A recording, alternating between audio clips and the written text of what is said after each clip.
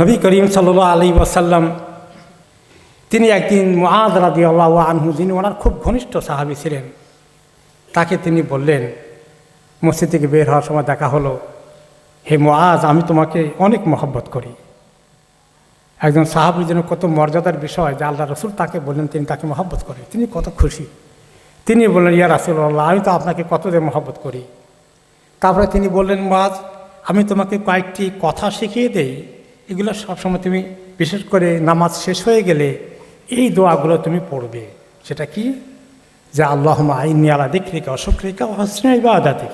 আল্লাহ আমাকে সাহায্য করেন কিভাবে আমি আপনার সুন্দর ইবাদত করতে পারি, আপনার ভালো করে ডাকতে পারি, শুকর আদায় করতে পারি, ভালো করে আপনার ইবাদত করতে পারি। আল্লাহ আপনি আমাকে এই জন্য সাহায্য করেন।